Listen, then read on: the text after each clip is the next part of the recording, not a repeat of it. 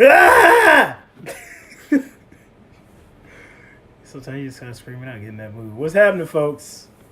This is the Unprofessional Opinion Podcast featuring AJ. And sitting across from me, my main man, 100 grand, JC Shazay. Do I just need to start I can't just wait. not running away from that name and just using I it? can't wait until JC Shazay hears about this and then like tries to sue. Oh yeah, please don't sue us. Because somebody is using his likeness.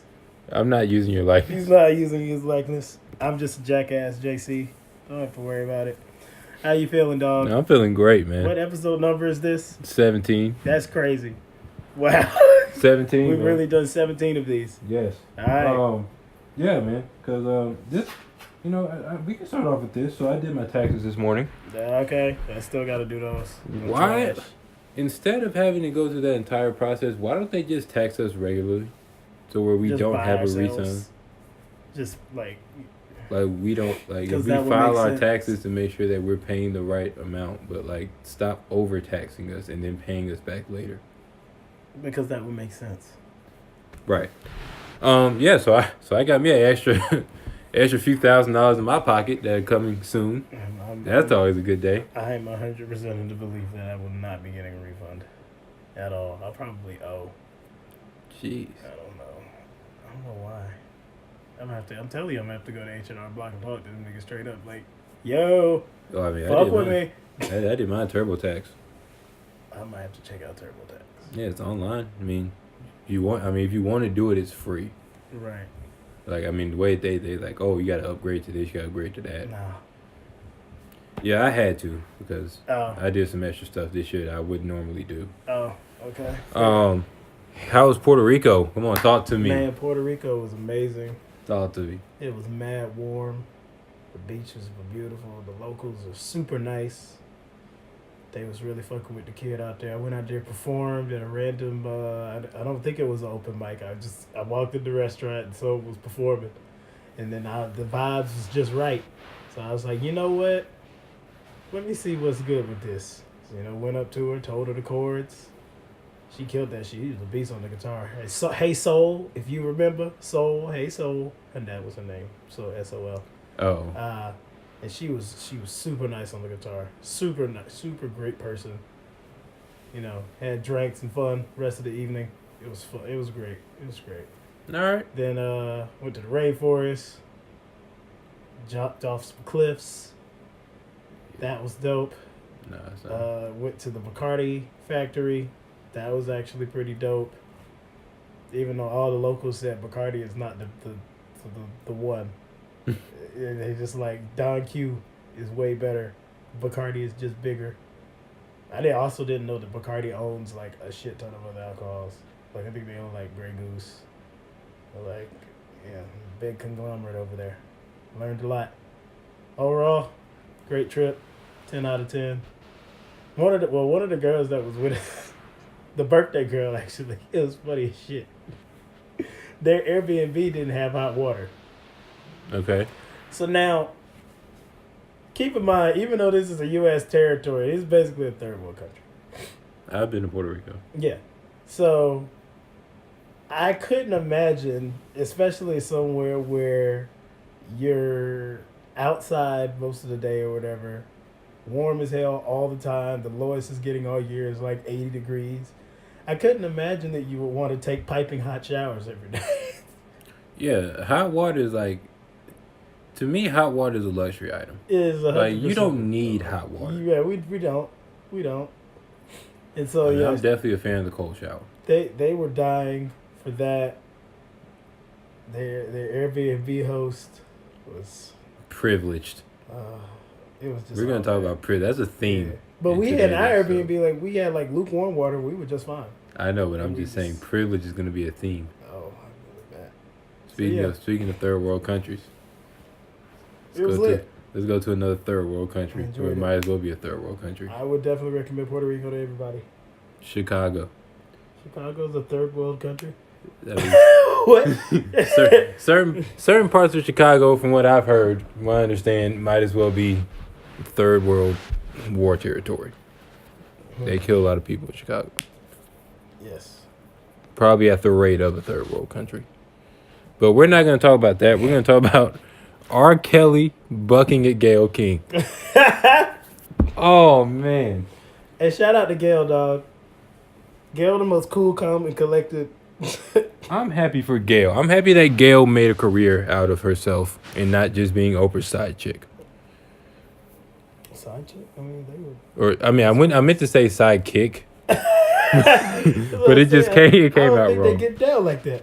No, they don't. Winfrey household, but I don't know. The side chick is Stedman. LOL. So you know I got mini beef with Stedman. Like I don't dislike Stedman. It's a mini beef with Stedman. All right. He didn't do anything. That's it. He didn't do anything. How you know? Whatever, man. Whatever. I don't know what kind of mind control he has over Oprah. They're not married. They've just been living together for 30 years. Mm-hmm. It's the greatest deal in the history of relationships. Yeah, we don't fuck with marriage like that. No attachment, and I still get half. All right. Anyway. Gayle King interviewed R. Kelly, and R. Kelly started spazzing. He started spazzing, basically. That's gonna be another theme of the show. He needs help. Yeah. He legitimately believes he's done nothing wrong. I don't understand. I mean, look, this man legitimately believes that he's done no wrong whatsoever. Having watched the first of the two interviews we're going to talk about, because we're going to talk about when they put them two women up there and they was talking to Gayle. We're going to talk about that in a minute. After watching just the R. Kelly portion of the interview, I was convinced that R. Kelly knows something that we don't. I was convinced that R. Kelly has something to get him off. Something to get him off? Right. Like, I'm not saying that he didn't do it. Uh-huh. I'm saying that they can't prove that he did it enough to send him to jail. You think he's got some? I think he had an ace up the sleeve.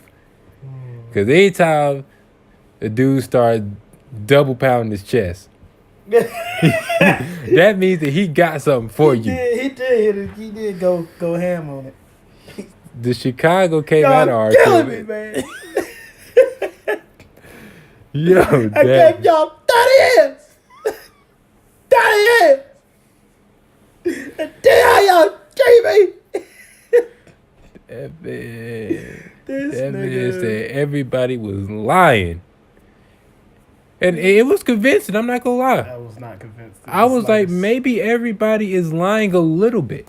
Like, remember, the burden of proof is on the state. Okay. Beyond a reasonable doubt. That was enough to say there might be some reasonable doubt there. No. There might be a little dead presidents too on that album. Nah, that's nasty. Nah, I can't roll.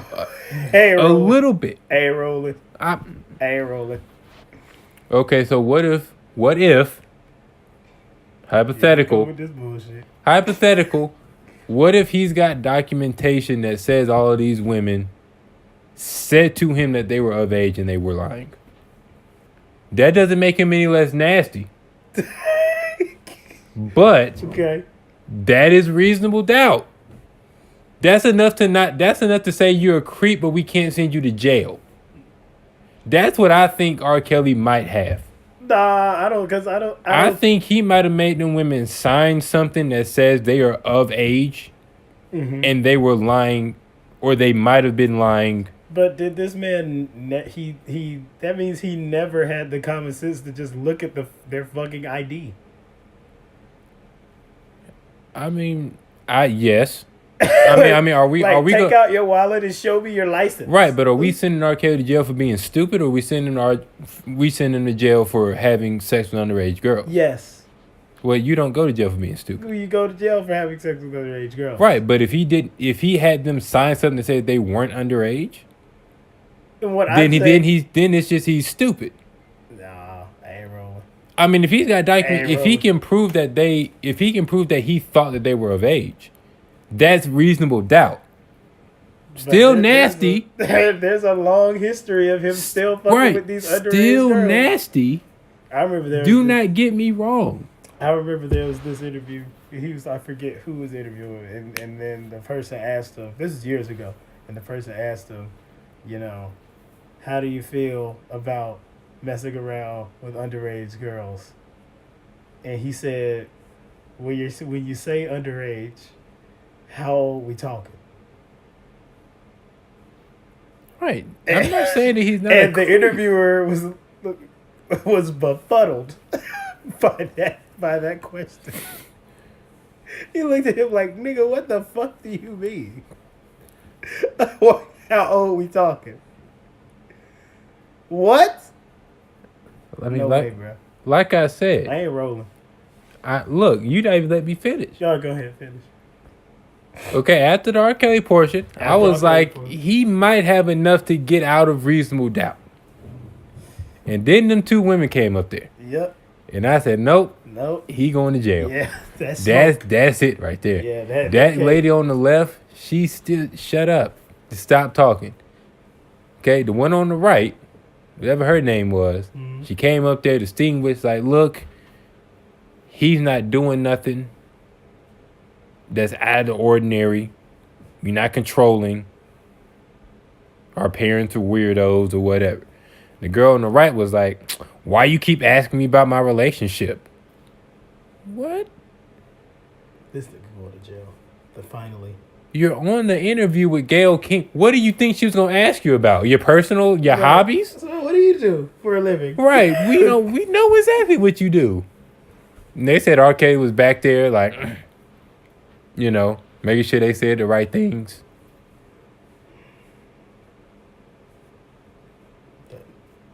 Come on now. No, like I said, that stole all reasonable doubt out. Right. After that. If you didn't let them go up there. Why are we doubting this at all, dog? We been knew this. No, I told you I've been knew this a while back. I'm just saying now the challenge is, can R. Kelly get off? Can he do what OJ didn't do? All I'm saying, man. Because, man, look, he would be legendary if he got off. R. Kelly? I mean, think about what we did with OJ. When OJ got off, we were celebrating in the streets knowing that he killed him. Yeah. And then he got caught again. We were just like, stupid. Nigga. So if R. Kelly could get off and then get caught again and then get off, that's rarefied air. Talk of the greatest legal team of all time. Right, like his legal team is approaching Dream Team status. They already on Dream Team status. Nah. Because this is 20 years of transgressions. Yeah, but OJ killed a woman. and like they were just like, oh no he didn't. Wow. The prosecutor's a racist. Yep, that's enough for me. That's it. So yeah, R. Kelly. So that, and I'm now definitely interested in this R. Kelly trial now. When does it start? I have no idea, but I'm gonna be tuned in. That shit gonna be Count me in the viewership. crazy. Let's stay in Chicago. This nigga, Let's stay in the R&B realm. You're fucking disgusting, R. Kelly. A shame. Just a terrible. Jamal shame. Lyon. I really hope that he goes to jail and gets like legit psychiatric help psychiatric. Yeah. Like he needs therapy. He needs psychotherapy and whatever the hell else you could get in there. Yeah, but nobody was saying that 20 years ago because 12 Play came out. And I mean, the thing about this whole thing is, I hate that the allegations, like really for a lot of us, the first time we heard about these allegations were through jokes, through comedy stand. That's when the first time I heard anything about this was from a Chris Rock stand up. Well, I mean, here's the thing though. I feel like when you get some shit like that through that avenue, it's like you don't take it as serious. Because the music was fire. Right. Dog, when he started talking about black panties as an album cover, nobody was rolling with R. Kelly, and now we want to put the dude in jail. Right?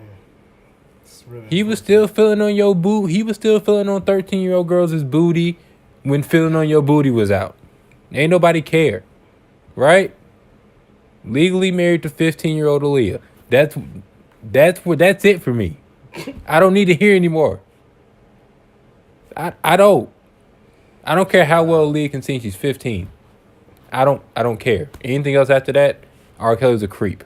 I know that. Y'all just catching on. Now I went to the bathroom, came back, all the seats was taken. On this train. Well, Let's stay in Chicago. well. Jamal Lyon. Indicted on like 17 charges. Plus in my lit. Jussie Smollett? Is it Smollett? Nah, I'm gonna call dude Jamal Lyon until they kill him off Empire. And also, Empire's rating was in the tank. Yeah, I heard the Empire might actually end up getting canceled because of this. Well, I mean, I don't think it's because of this. I just think they've run out of ways to. They've run out of storylines. Right. Like sometimes it's just over. Like I think Empire is over. How many times do they have to keep getting the Empire company snatched from them by one of their kids? Like, y'all just keep making up children. Right.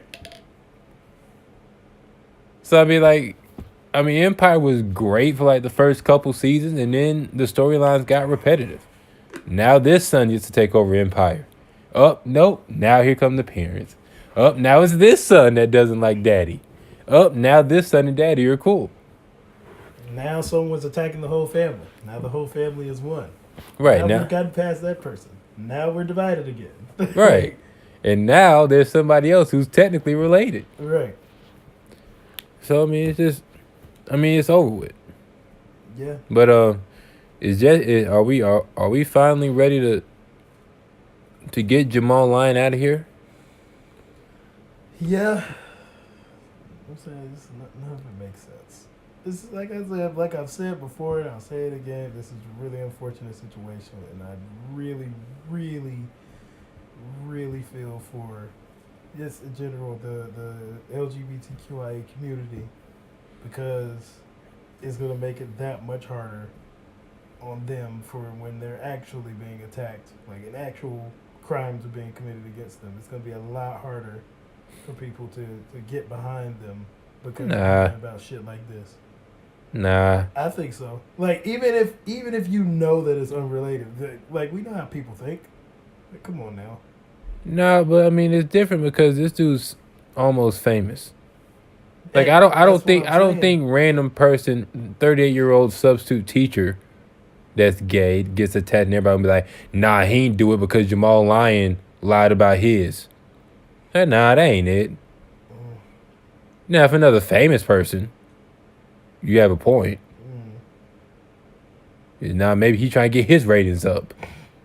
You know? I understand where you're coming from, but this is really unfortunate. So, yeah, Jamal, you got to get the fuck up out of here, dog. Like straight up. Like you want him to go to jail? Huh? You want him to go to jail? Do I want him to go to jail? Yeah. I mean, ideally, I don't want anyone to go to jail, but yes, you should go to jail for this. All right. I mean, there you go. Get R. Kelly and Jesse. Get him in jail. I mean, talk about a fire church choir, a jail choir. Nah, I don't know. That band gonna be nice. I don't know. I mean, I don't know about the Billy Goat vibrato with R. Kelly. I mean, that makes up a heck of an episode of Trapped in the Closet, though. Wow. I mean, I just want to know where Chuck is. That's all I want to know. Where Chuck is? Yep, episode 23. Wasn't the last episode I remember was they were about to hop into a reality show. Exactly, and we're going to figure out where Chuck is. Can't figure out where Chuck is now. Because all the characters are going to be in jail with R. Kelly. Because he was all the characters. So, yeah. Let's stay in Chicago. Oh, we're still in Chicago. Well, kind of. What happened? How come we didn't see the signs, man? 4. He talked about new slaves. He said slavery was a choice. And we didn't know he was technically a slave. We didn't know. We didn't see the signs. Kanye West contractually cannot ever retire from music. He is in a servitude contract. I think with his publishing company. With who? Like which? I'm trying to figure out like which one is it though? It's EMI. And he's trying to get out of his contract because it states that he's not allowed to retire. That means he got a nice ass bag when he first signed that. Or he can't. About that advance. If it was an advance, that advance was huge. Well, it had to have been. We were talking about the dream team. Whoever is on Kanye's legal team is not the dream team. They are the Washington Generals. They are the. Good God, this is horrible. I don't understand. Damn. He literally, so like, does it have to be like he has to? Does making music have to be his primary form of income, or? No, like how does it necessarily work? Like, is there like he has to release a project every year? No, it's just he cannot retire from making music. He has to make music as his principal occupation. Right, for the rest of his life. Yep. So if he were to just, he can't even retire. Shit. And the messed up part is, in New York, this is legal. This is legal? Like, the terms of the contract that he signed is legal. In New York? Yes. Yeah. But is it legal in, where is it, California? Or Wyoming? Or wherever? No, it doesn't matter. Oh. Because it's legal because they're going to say that you signed this in a place where it was legal. Well, it's not even in a place where it's legal. It's just, if EMI is headquartered in New York, possibly, and if it goes to a federal level, there's precedent for this contract being legal. Right. So they can't say that, this contract is illegal and therefore Kanye can get out. There's probably a buyout that is a lot more than Kanye West has at the moment. And he doesn't have his publishing rights because they have it. And he'll never be able to get them because he can't retire. Unless somehow he gets the money from Yeezy and Off-White. Now, EMI sounds familiar. I want to say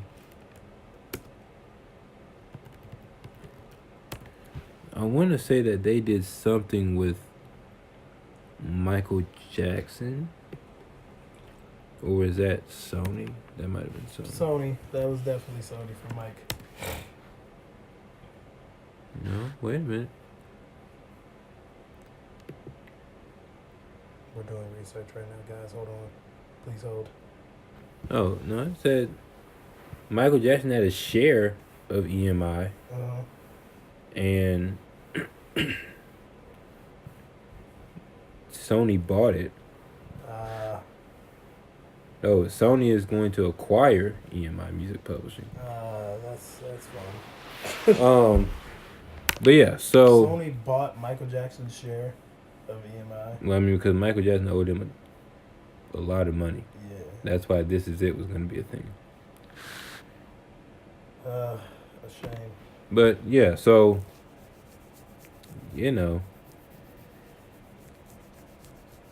maybe Kanye was on to something when he said slavery was a choice. He wasn't talking about everybody else. He was talking about him. He was talking about his contract that he signed. See? How long ago did he sign this? How long ago was this? I think I want to say that like he signed this contract like a long time ago, and then he kept re-upping under the same conditions, which is why it's going to be so hard for him to get out of it. Because it's like, dog, you kept signing the contract. So Yeah. Yeah, that contract is bad. What are there any other bad conditions in it? I have no idea. But I mean, yeah, I would. I mean, and they're suing him too. Like, if he tries to retire, they're suing him for breach of contract. He has to pay them even more money. Mm-hmm. So, lesson learned for everybody else. Read the fine print. Please. I Read know the contract. it's Give it to a lawyer. Have a lawyer on site or whatever.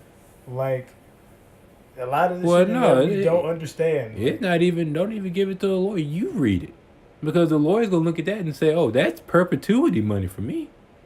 I got to get my 10-12% of that forever." Mm-hmm. Yeah, of course. Oh, this is great terms. Sign this, please. LOL.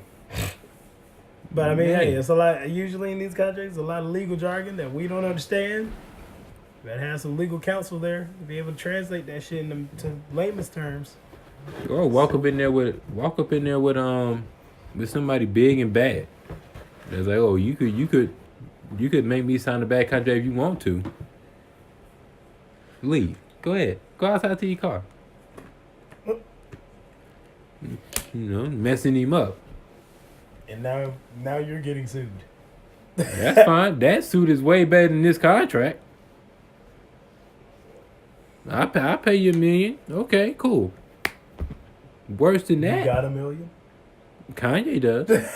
Or at least he did. Right. So shoot. That you got a cost benefit analysis right there, son. That shit crazy. Kanye, I hope you can figure it out, dog. That shit is awful. Can't retire. That is fucking insane. Literally. He's gonna be 65 trying to make music. I mean, his music still gonna be fire. That's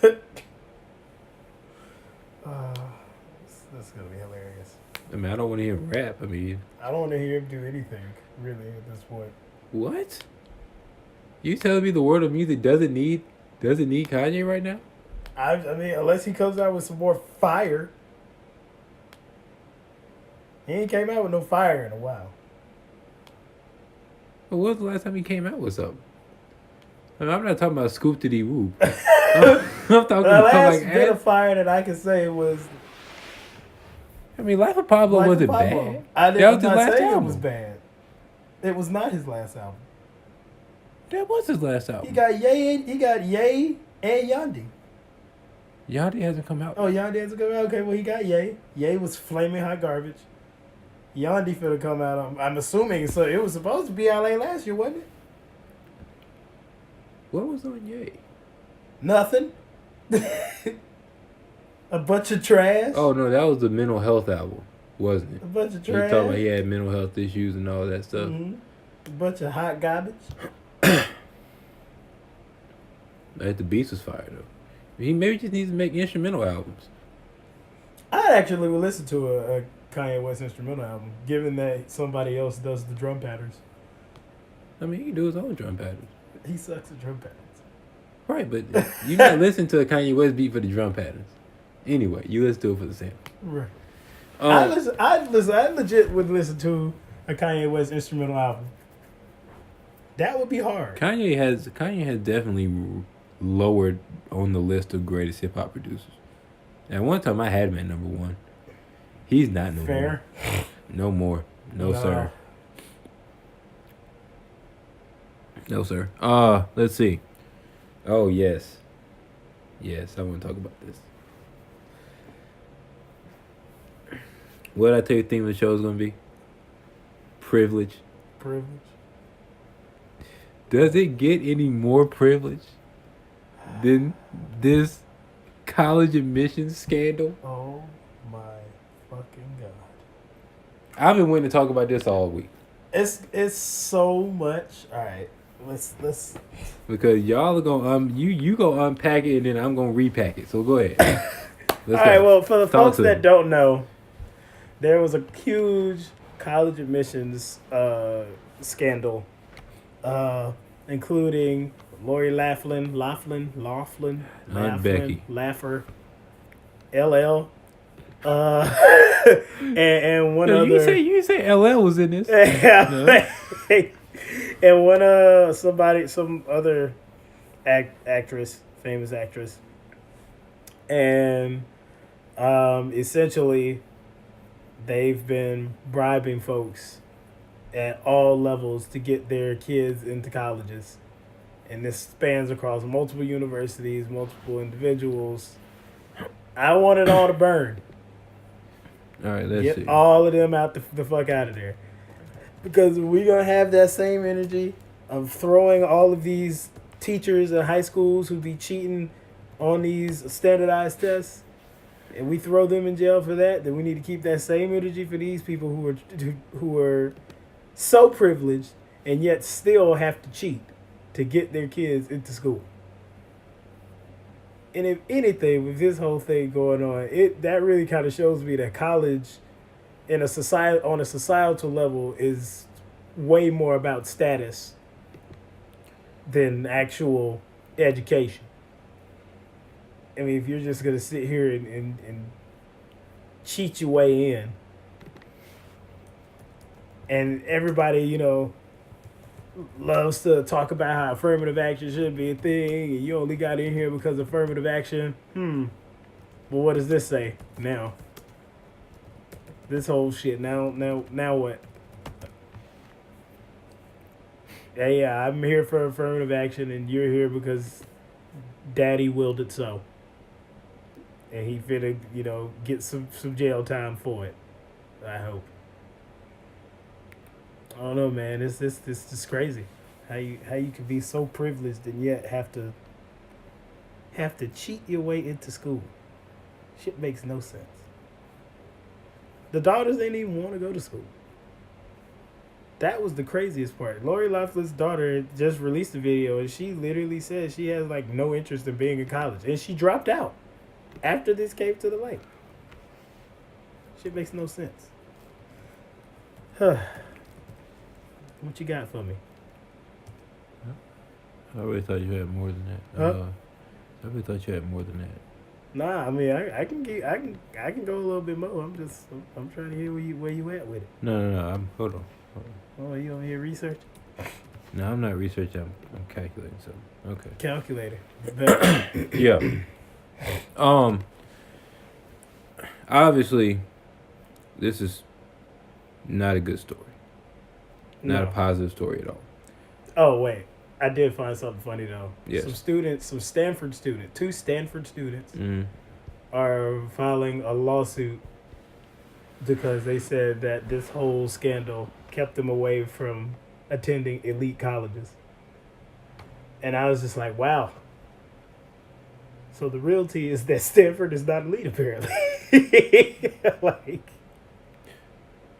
Now, goddamn. Because I don't. Georgetown, Yale, USC. There's a few others. Texas, Wake Forest. It's like some top tier schools. All right, what's up? Yeah, so obviously this is not a very negative story. This is not a very negative story? No, this is. Oh. I'm getting my words confused. Okay. I wanted to say not a positive story, but then I ended up saying not a very negative story. So okay. This is not a good story for the college admissions process for Aunt Becky from Full House. And she's gonna go to jail for some years. Mm-hmm.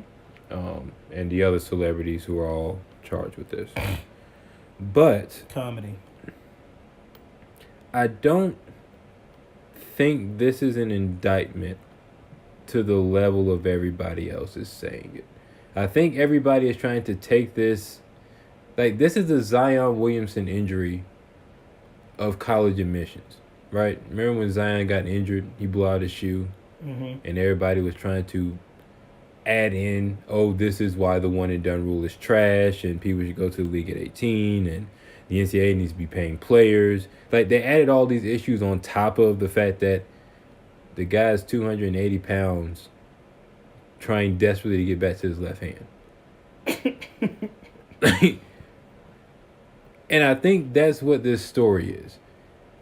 I don't think this has a whole lot to do with income inequality, with the privilege of rich white people, all that stuff. I think this is just people cheating to get into school. That's all that it is. Right. And so what I'm saying is, if it's just that, then we need to have the same energy that we have for all the teachers that get thrown in jail for standardized test cheating. All of these people involved in this also need to go to jail. Right, and that's fair. But then the other part is you were talking about all of the students that have all this privilege to get into school and affirmative action, and right. That's not at all what this is really about. Because, like I said, based on what we're seeing here, it's more about the status. Well, for getting into these schools, it's way more about the status. But did you know that before this happened? Yeah. So then this doesn't highlight an issue that we already know is there, right? Yeah, but it does though. Just because we don't know the issue there doesn't mean it's not highlighted. How does this highlight that? That's what I'm saying. This doesn't highlight the fact that white people with connections can get places. That's already been established, right? That's what the entire thing of racism is all about. There's a difference. So we've been talking about and cheating. Though. We've been talking about racism since 2016, like really hard, right? Mm-hmm. So how does that, like, if racism is already the number one thing that we're talking about when it comes to inequality, how does this make it the number 0 thing? Well, I didn't say anything about racism. I said privilege. Right, but privilege is, we don't talk about black privilege or Latino privilege or Asian privilege. We only talk about one type of privilege, right? Yeah. Right. Well, actually, privilege is privilege. Right. And being able to have this system going on. Right, but this system was already going on. That's what I'm saying. Who are the buildings named after? Huh? Who are the buildings named after at all these schools? They're named after people, right? Mm-hmm. So those people don't have families. Yeah. Do you think those families would make it easier for them to get to the colleges that the guy's name on the building is my grandfather? Sure, but that's also privilege. But did they cheat? But they don't get the same process as everybody else. Is that not cheating? Do they? Well, do they not get the same? No, they don't. We know about students. We know about legacy students. Mm-hmm. Don't legacy students have a higher chance of getting in, even though they don't have the same merits? Is that not cheating the system? Yeah. Right. So there's different levels of cheating. Yes, they're not having somebody take the SAT for them. Mm-hmm. But black people do that too. Derrick Rose, ring a bell? Yeah. Right. So you can cheat and get in, and it's fine because it's been happening since the college admissions process started. But it's not fine. No, but what I'm saying is this has been an issue longer than just this. Mm-hmm. This is not a new issue. Here. Okay. This is a common issue that's just now been taken to the light because we're in a new era of everybody picks out everything that seems unequal and they blow it up. Mm-hmm. So let's look at this from another point of view, because I want to switch a moral point of view on this. Now, obviously, you say that a lot of these kids didn't know about what was happening. The kids of the people who were doing this did not know. Yeah, that's what's being reported. Yeah, I would assume so. Some did, but most people didn't. And right. Like you said, Aunt Becky's daughter, kid didn't want to go to school. Yeah, and she actually just dropped out of USC. Well, I mean, that's a separate issue. I'm just like, it's kind of like there's a little bit of pressure to drop out. I mean, yeah. When it just came out that you probably shouldn't have got it in the first place. Yeah, but then it's also like, if you don't even want to be there, I can imagine that's a very easy decision to make. No, I agree. I agree. So, but let's look at this from another point of view that doesn't condone what the parents did, but it highlights maybe the wrong word, but it highlights something that is being overlooked in pretty much all inequality matters.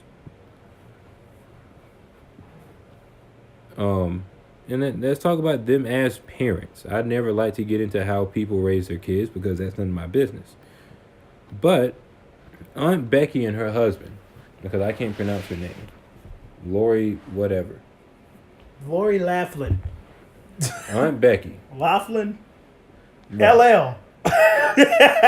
you leave LL Cool J out of this, okay? I'm going LL. You leave LL Cool J out of this. Ella. There we go. Ella. So we got Aunt Becky and Ella. They're worth about $90 million, her and her husband. Crazy. Now, if you're telling me, as a parent to a child, Mm-hmm. if somebody came up to you and said,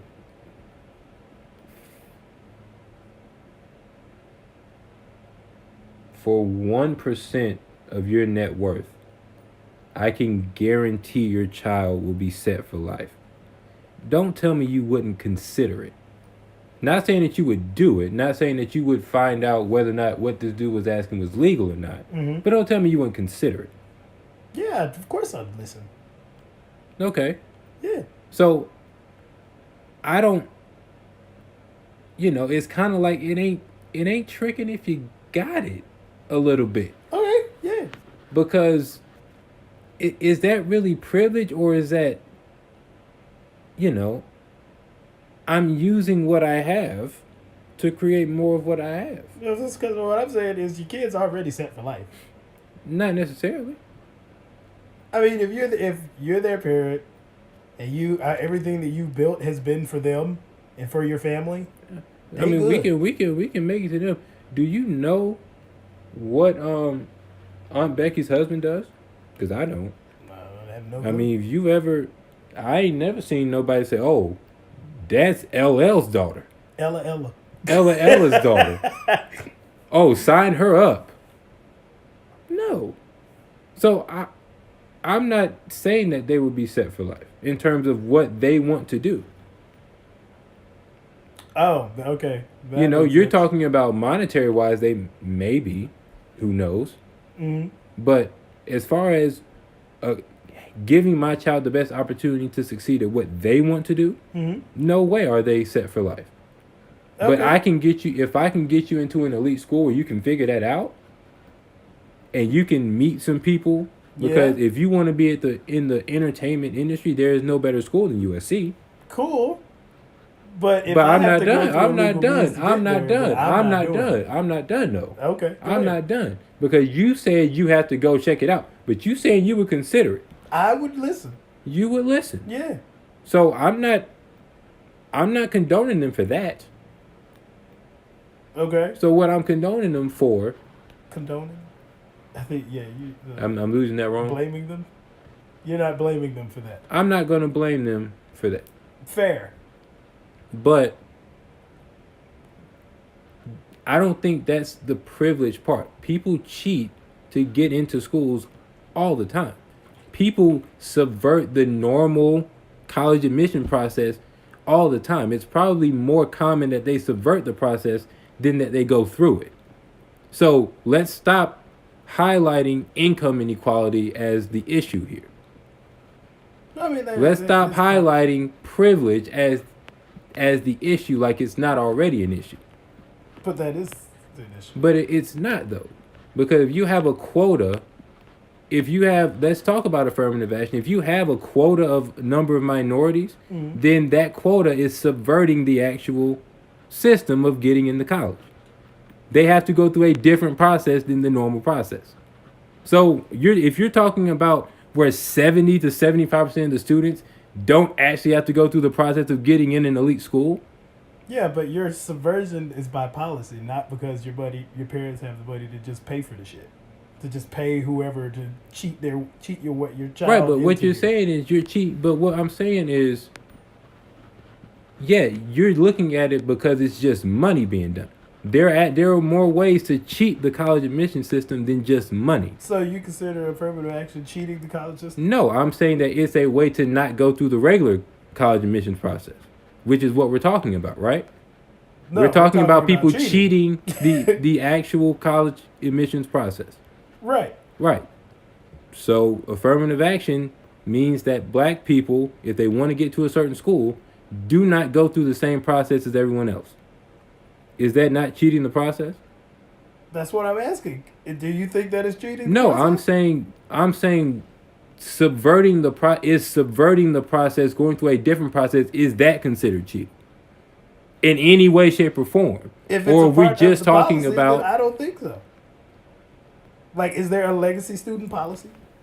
Like, No. All right. But these colleges that are prestigious, that only allow in 3 to 4% acceptance rate, because I applied to most of these colleges, Man, that was a fun time. They purposely deny people that would get into their school so that they can charge more, so that their school can become more prestigious. Is that cheating the process? Is somebody denying you something that you've actually earned by merit in order to make their school more prestigious? Is that a subversion of the process? Too? No, I don't think so. So if you could get into Stanford and they say, no, we're not letting you in because we only have a certain number of students. You qualify. You have everything that we're looking for, but we're not letting you in. That's not fair? I mean, I would assume so. If we already know that this school Is that so? But what I'm saying is, you qualify though. Right. You could be a part of 3 or 4%, but they decided to choose someone else. Okay, that's well within their rights. So that's within their rights. Yeah. So you don't see an issue with that. That is also qualified. So then you don't understand how that opens up the lanes for this stuff that we're talking about now. Yeah. So then we're not going to talk about that at all, though, right? About what? Just not getting into a school that you qualify to get in for. What does that have to do with this? Yeah, I understand that they may. If that happens, there's no cheating. That's what I'm saying. Huh? There's no cheating in the process if that's happening. If students don't get in. Good Lord. Like, if students don't get... I'm just like, what are you saying right now? Stanford. Let's talk about Stanford for a second. Okay. Since you talk about Stanford. Yeah. Stanford denies kids that get into Stanford. Cardinals. Yep. Right? What are they? Stanford? Yes, Cardinal. The Cardinal? Yeah. There are kids that qualify to get into Stanford. Everything that they look for in a candidate, people match that. A lot more people than Stanford lets in. So Stanford is openly denying people who qualify to get into Stanford. You're telling me you see nothing wrong with that? I mean, what are their admission criteria? If we nobody knows, but what I'm saying is we know that happens. Okay. So you're okay with that? I wouldn't have to pay $1 million if I knew it. If my kid had everything that's there, they would get in. I wouldn't have to pay somebody to take the SAT for them. I wouldn't have to do any of that. So do we want to cure the symptom or do we want to cure the cause? So how do you suggest we cure the cause, though? I can't tell you that. Yes, you can. I can't. I mean, I literally can't. Okay. But because, I mean, you know. Like, yeah. You know. But I can't tell you that. But what I'm saying is if they're denying students, yeah, that may be necessarily wrong, or that might be considered wrong. But then going and cheating to get in. Right, but that's what I'm saying. You keep talking about them cheating and paying money. I'm saying if I don't have to pay money because my kid will get in, right, then I won't do it. Yeah. But if I want my kid to go to Stanford, even if that kid qualifies, they may not get in. Right. So then I have to pay to get in because this is going to give my child the best opportunity.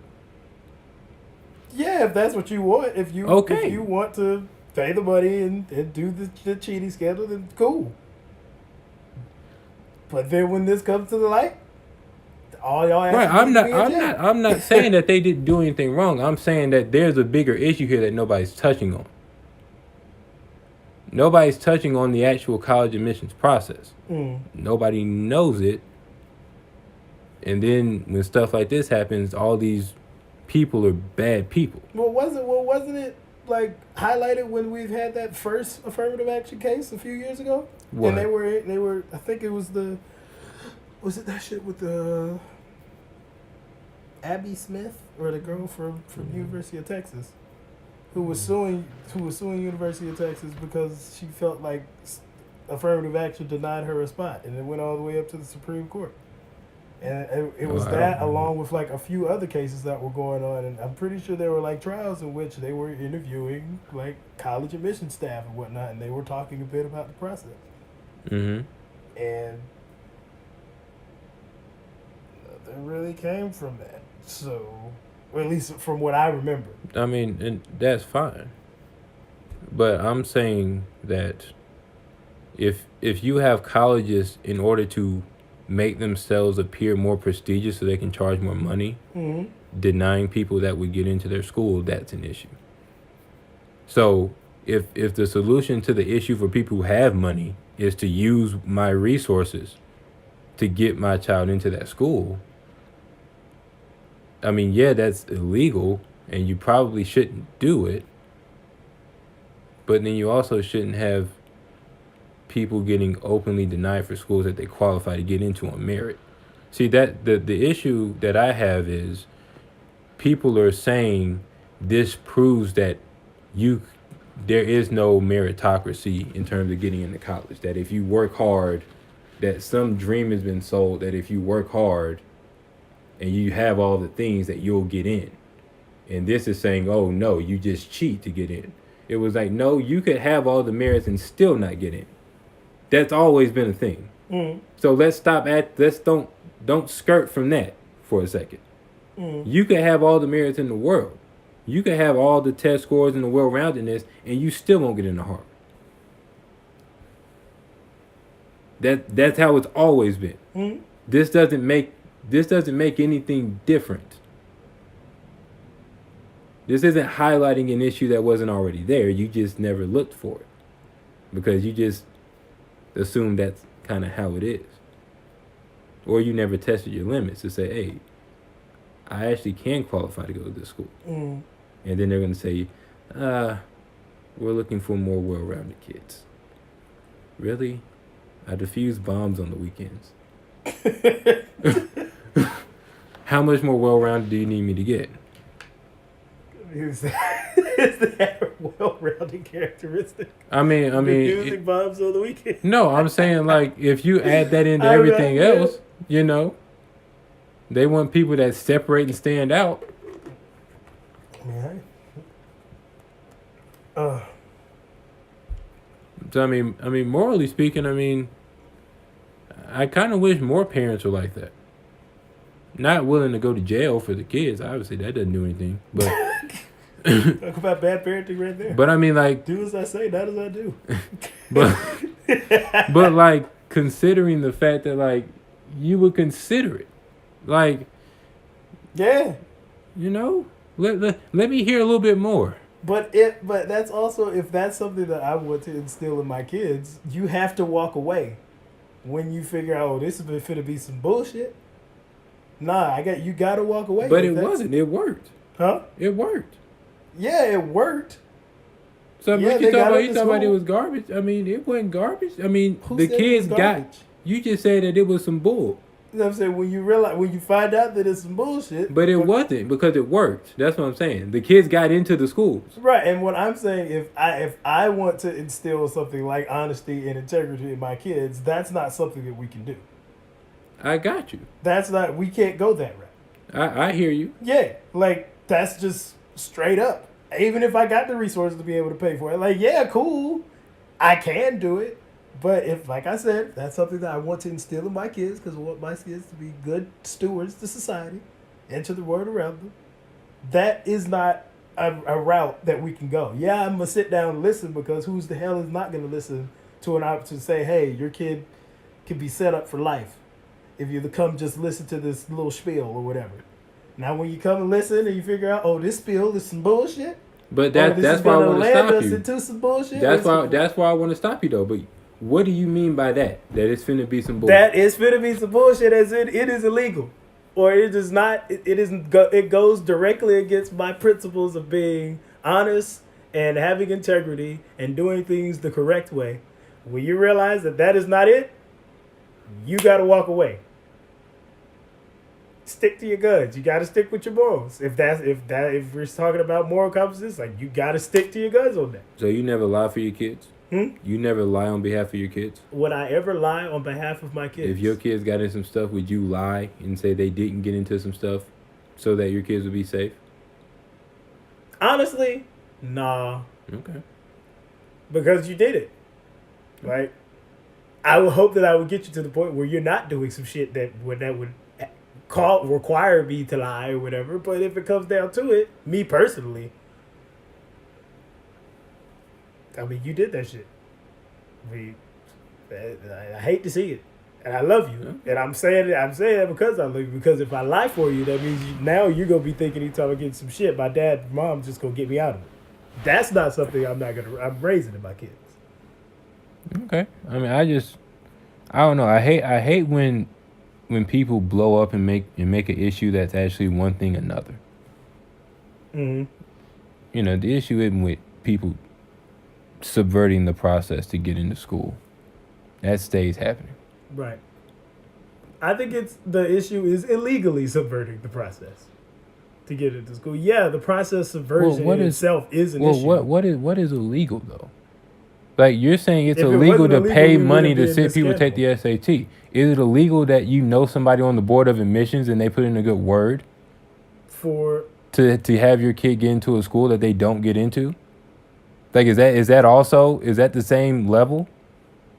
Like, are we talking about this only because you're talking about millions of dollars being involved in this? Because knowing somebody on the board of admissions, knowing the president of the school, gives you a very good chance to get into a school you won't get into on merit. Is that not also cheating the system? Because that happens more often than this. But that doesn't get looked at. Because that's just a part of the process, right? Mm. That's what I'm saying. So we're only talking about this because we're talking about millions of dollars. Mm-hmm. Is that it? I guess I did the thing. Yeah. Okay. So, I mean, so then let's be clear of that before we start talking about privilege and cheating the system. But that is that. But so is the other stuff that happens way more often. That's what I'm saying. Okay. Knowing somebody on the admissions board, that's also cheating the system, right? So why does nobody talk about that? Well, we have talked about this before, for the record. Right, but why does nobody talk about that on the national level? Is that but you agree with me that that's also cheating the system, right? Yeah, and you also agree with me that happens way more often than this making fake recruiting profiles. I would like to think that. I actually don't know for sure, to be honest. I can guarantee you it does. That it happens way more. Yes. What, like cheating or just? I want my kid to go to a school that they don't qualify for, but I know somebody who's high up that can put in a good word to get them in. Mm-hmm. Yeah, I know for a fact that happens. Yeah, a lot more often than what we're talking about now. Okay. So, I mean, if we agree that they're the same thing in terms of cheating the system, but we don't talk about one and we're blowing up over the other, then I'm cool. All right, can we agree to that? Sure.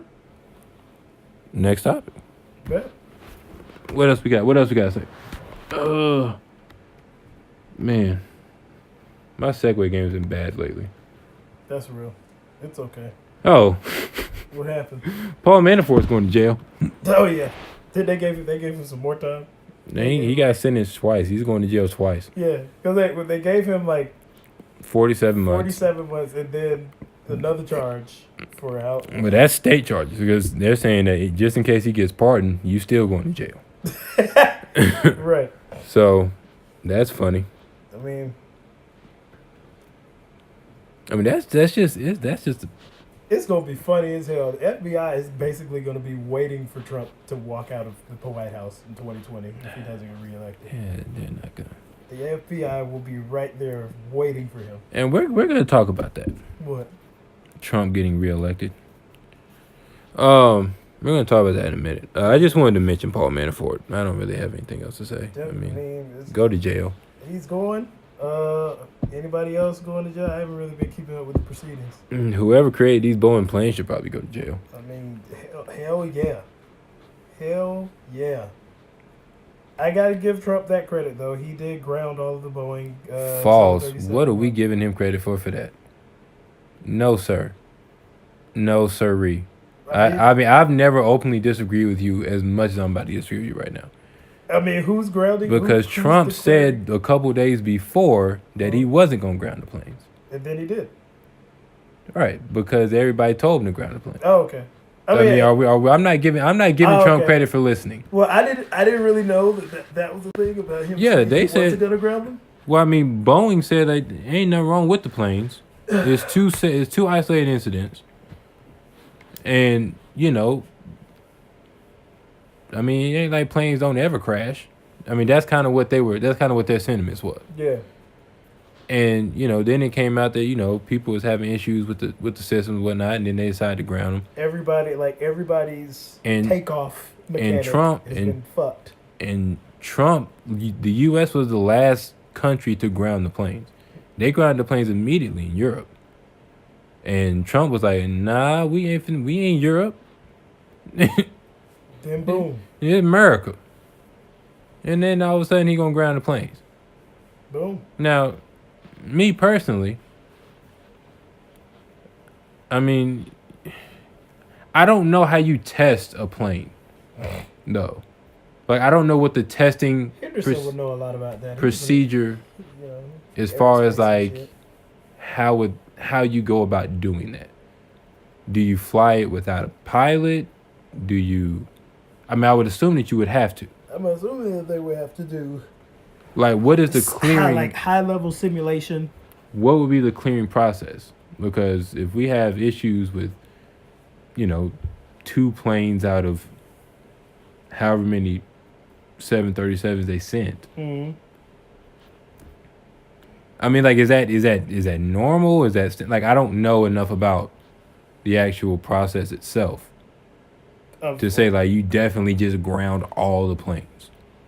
I mean, well, because here's the thing, like, it's just been coming out. Yeah, like the crashes themselves might be isolated incidents. Well, I think they're not isolated incidents. I think it was the same issue in both. Oh, right. Okay. And so,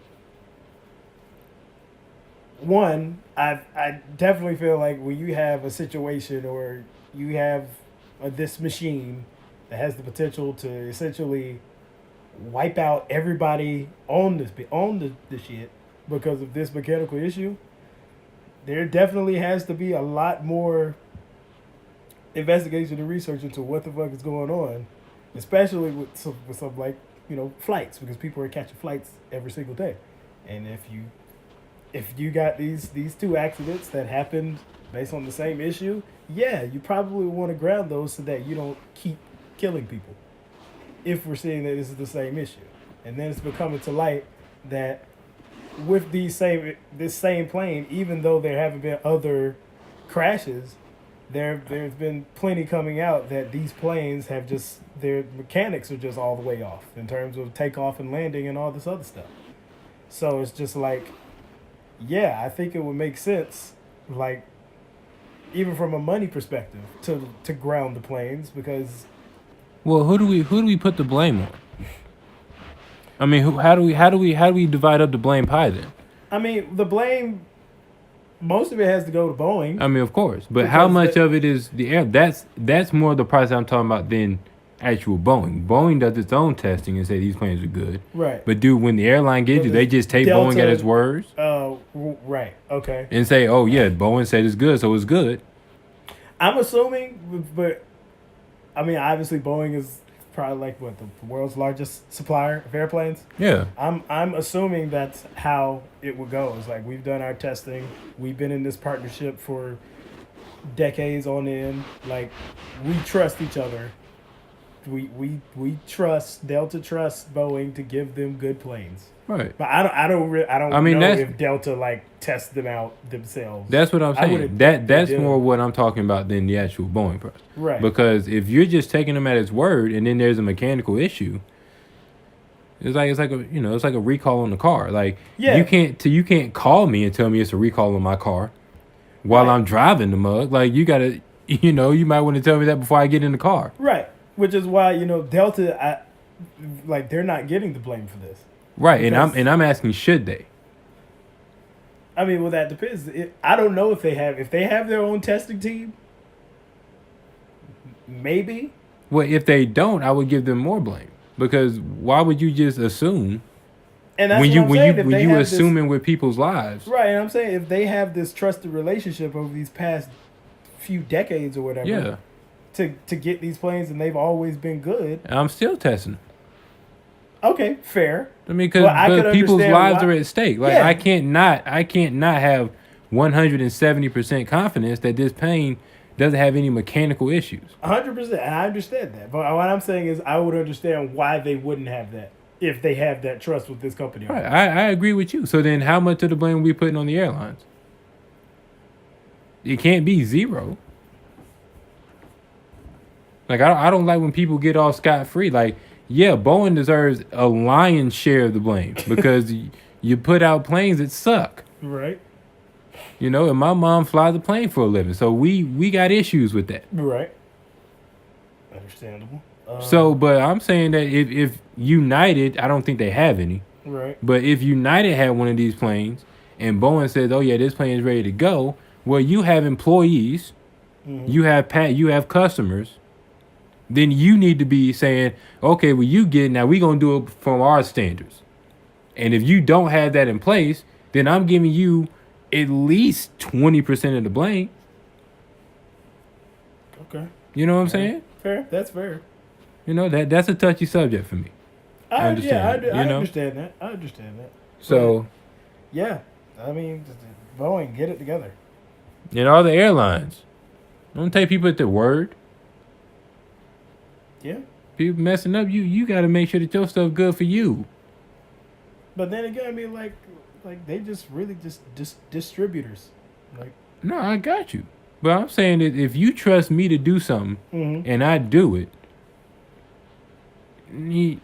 if I were you, even if we have the trust level that we bonded, we blood for life, I'm still making sure that you've done all that you're supposed to. I'm still checking it over a little bit. Like I'm not saying you got to. I ain't going through the whole process. Right. We hitting, you know. Right. Did you The take the major thing for a bills and test everything. drive before you flew it out there? That's what I'm saying. Right. And then I wonder if they knew about this issue before they released the 730. Is it 737 Max? Yeah. 747? 30. 37? I wonder if they knew about this issue prior to its release. Like, I'm wondering how far this I goes don't down think so. Boeing's quality assurance team. Right. Like, I this don't. is something we noticed, and it was just like, because it could be kind of like, you know, what happened with Volkswagen. Obviously, with Volkswagen was like intentionally cheating. Yeah. Versus like this could be a situation where this issue was reported, and maybe it was taken lightly, or something. Right. Like that's what I'm saying. I'm just wondering how far down the line this goes. That's what I'm saying. on I Boeing's believe side. that like all quality assurance, they don't have to be 100% tested. Like they probably have to be within a certain range. Like, Yeah. okay, if it's like 95% effective, then we good. Mhm. But I'm saying for the airlines, maybe the 95 needs to be 97. Fair. You know. Fair. Speaking Yeah. of other losers, Who else every time I want to believe in the Democrats for 2020, they start messing up. Side note. Side Why note. are all of these Democratic candidates going on the Breakfast Club? Who was on the Breakfast Club? Bernie Sanders was on the Breakfast Club. Oh, we know that. I gotta pull it up. It's been quite a bit. Well, of we these know candidates why that Bernie we've got. Sanders going, because Bernie Sanders couldn't get niggas to vote for him in 2016. So we got.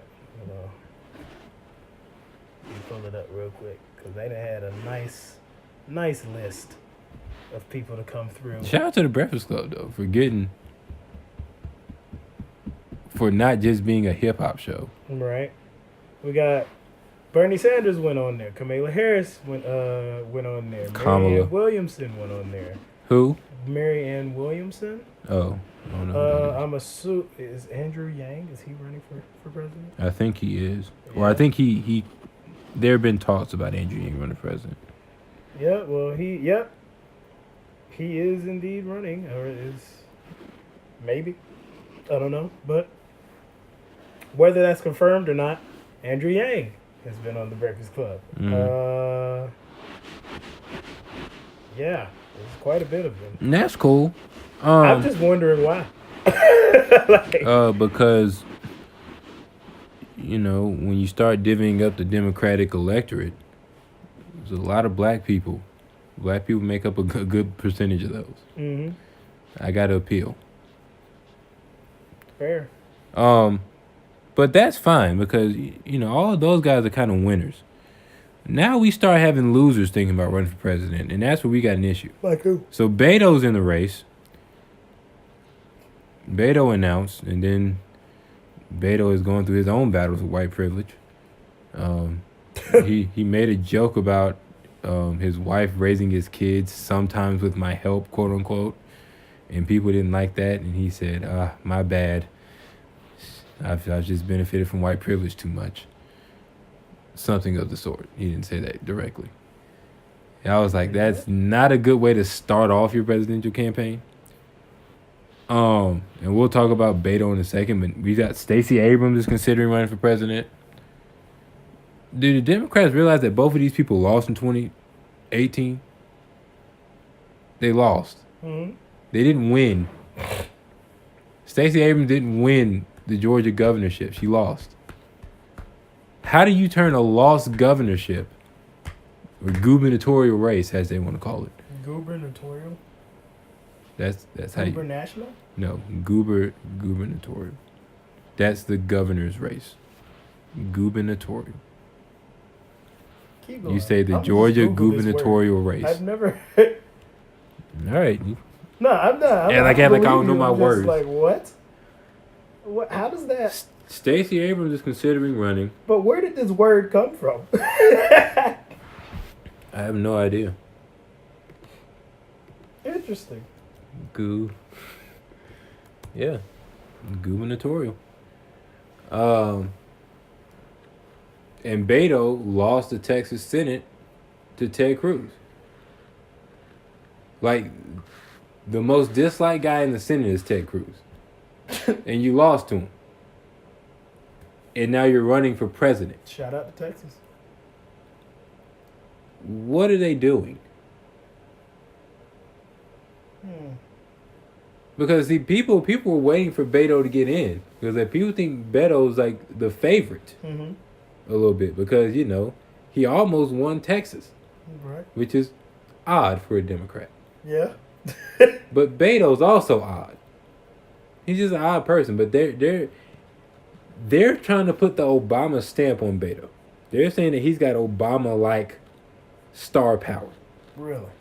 Yeah, they say Beto might I be wonder that who dude. Barack Obama's going to end up coming out and backing. Whoever the Democratic nominee is. He ain't going to say nothing until it's time to run for president. Come on, that's easy. That's easy Until money right there. past the primaries? Yes. He will not say anything until So right now we have like 17 we got people. Kamala Harris, we got Cory Booker. Nope, stop. I'm going to pull up the list. Okay, I'm rattling off who I can get off the top of my head. All right, go ahead. So we got Kamala Harris, Mm-hmm. we got Cory Booker, Mm-hmm. we got Andrew Yang, we got Marianne Williamson, we got Bernie Sanders, we got Jared Beto, we got Stacey Abrams. Stacey Abrams hasn't officially announced. All right, so take her off the list. Right now, that's 6 candidates. Beto, former Governor John Hickenlooper, Okay. Governor Jay Inslee, Bernie Sanders, Amy Klobuchar, Elizabeth Warren, I forgot about Elizabeth. Cory How did I Booker. forget about Elizabeth? Was she also on the Breakfast Club? Probably not. Kamala Harris. Is it Kamala? My bad, Kamala. Yeah, doesn't matter. You're probably not gonna win anyway. Ex-San Antonio Mayor Julian Castro. Representative Tulsi Gabbard. Former Representative John Delaney. Author Marianne Williamson. Former tech executive Andrew Yang. And Kristen Gillibrand. I don't see a winner out of here. You don't see anybody beating Trump on this list.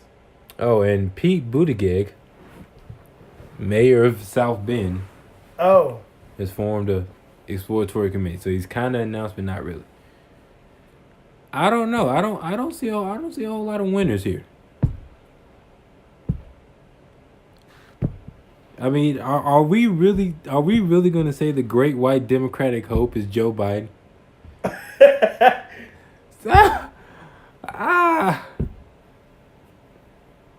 Yo, they really gonna mess around and make me have to. and support Joe Biden. I don't want to. Do you legit think Joe Biden is the only person who can beat Trump? Right now, yeah. Actually, no. I think a lot of people can beat Trump because it's not hard to beat Trump. Like, people's minds are made up anybody but Trump. Yeah. But I don't see a whole lot of good candidates here. I mean, Beto, we don't really know what Beto's policies are. Beto's already a little weird. What does that mean? What do you mean a little weird? I mean, as part of his rollout, he filmed an Instagram story of him going to the dentist for the world to see. Beautiful. To show that he's a man of the people. Gotta get the teeth whitened. I don't want to see my presidential candidate getting his teeth whitened. I mean, but other than that, like, he's had like a few weird moments. And all these other people are they all have like glaring flaws. Mm-hmm.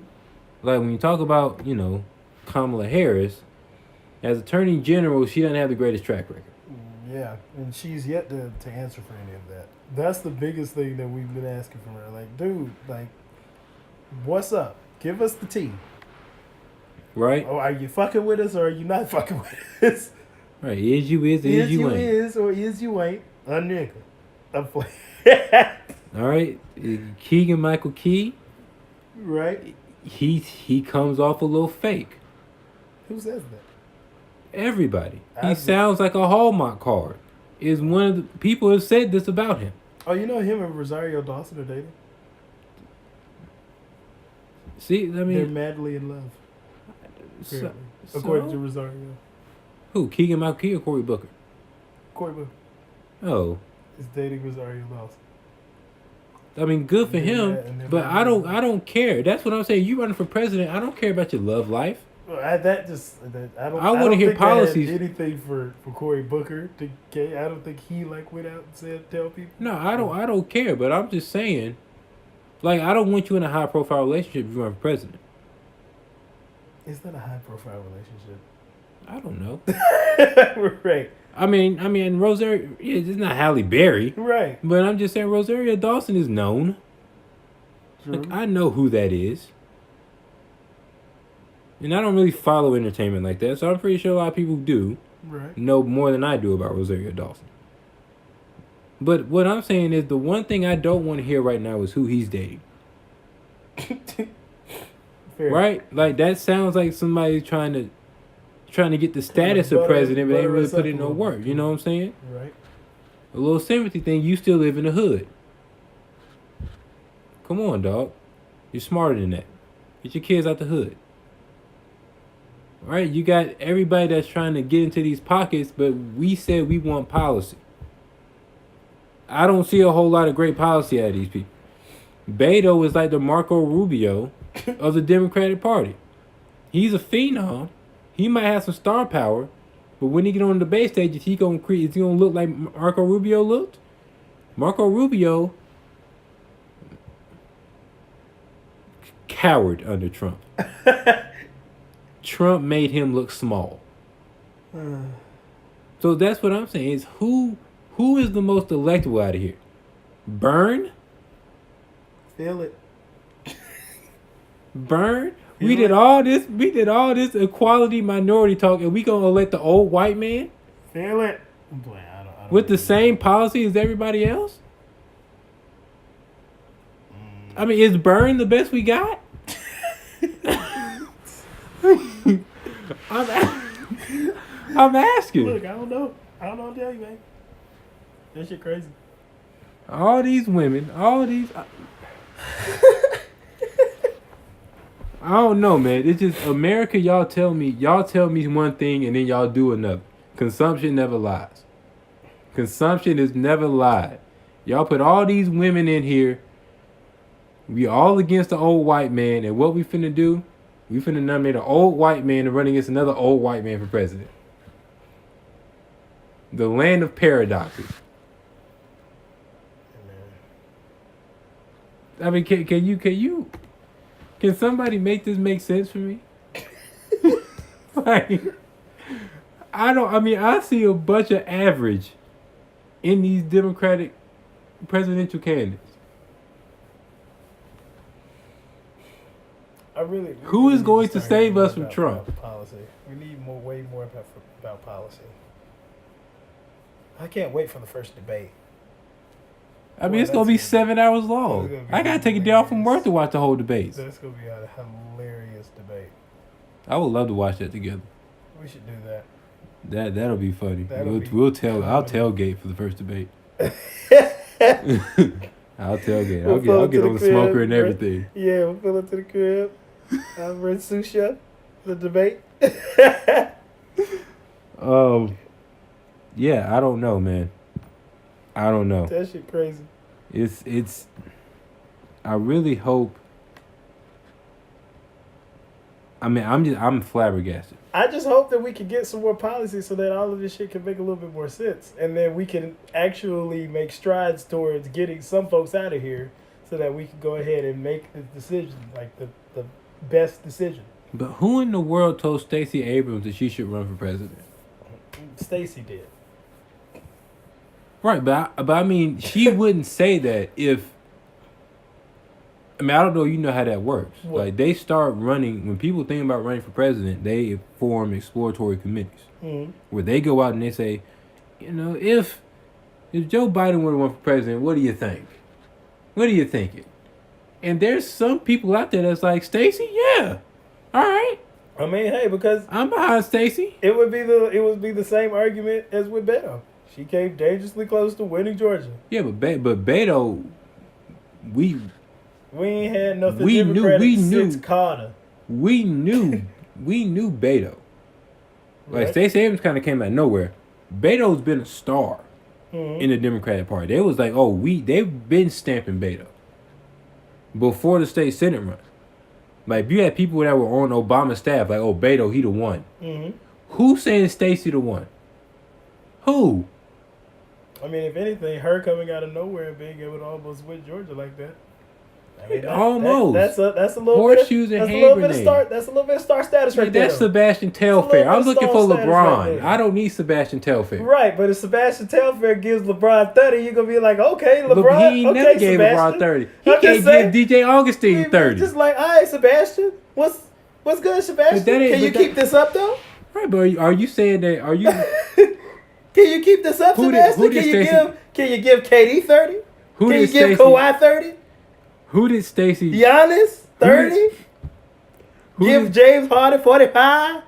That's easy. Who did Stacey Abrams run up against? Brian Kemp. Are we saying Brian Kemp is LeBron? Huh? We're saying Georgia is LeBron. Georgia is not LeBron. Yeah. Georgia is not LeBron. Yeah. No, Stacey Abrams versus the rest of Georgia? Yeah, she got 29. We lost, but we got 29. No. She did not. And we only lost by 5. She had 17, 6, and 7. We only lost by 5. I get you, but you lost. You lost. Brian Kemp is not LeBron. Brian Kemp is not a star in the Republican Party. Nah, man, the highlight Georgia counts. is not LeBron. The highlight counts.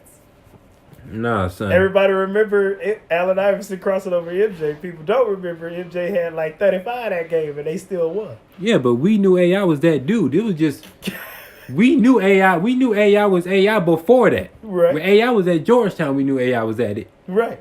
But you don't remember when Stacey was where? You don't remember the Where was Stacey before? Where is Stacey's Georgetown years, AJ? You don't remember. Where is Stacey's Georgetown years, AJ? Hey, what was Where was Stacey's Georgetown years? What did Damian Lillard do in college? Did anybody knew about Dame in college? Yes. And people knew Dame was a top 10 pick.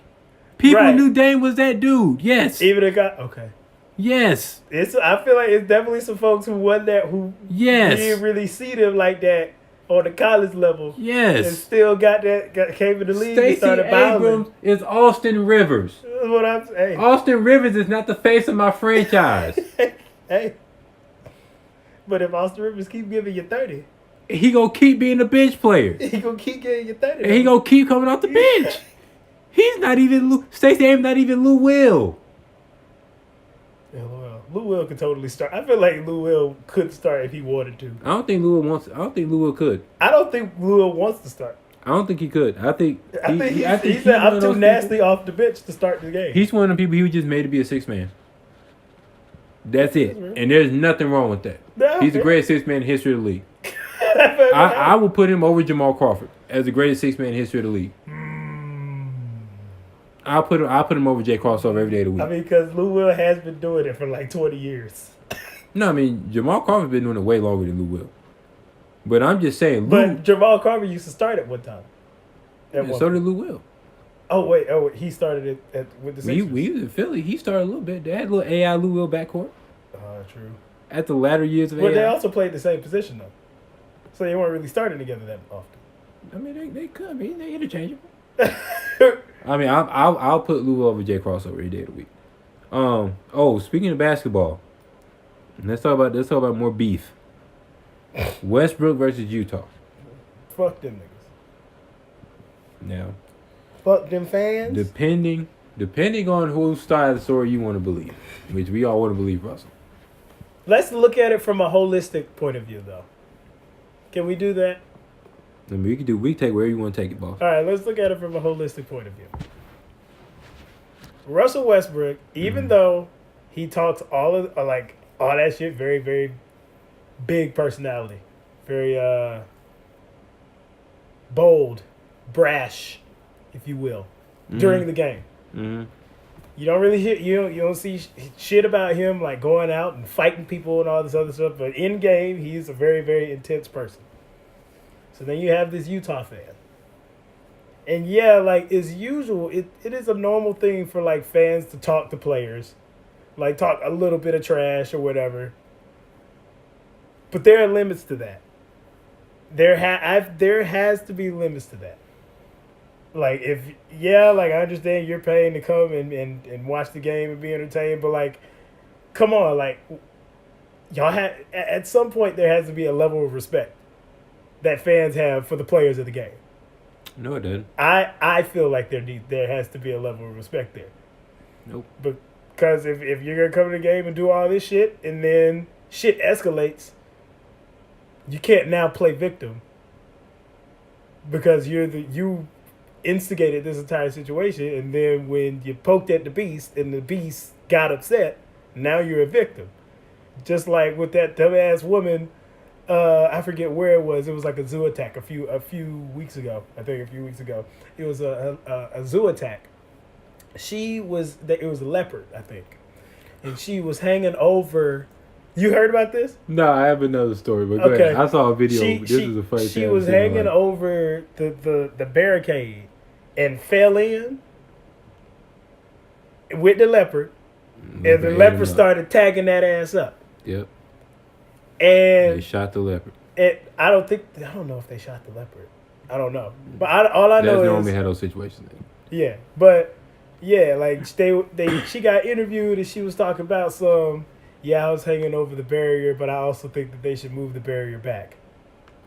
Like, no, you should just not hang over the fucking barrier. I feel like that's where like you want to do all this wild shit, and then when wild shit backfires, now you're the victim. No, you instigated that shit. You take that L. Same concept applies here.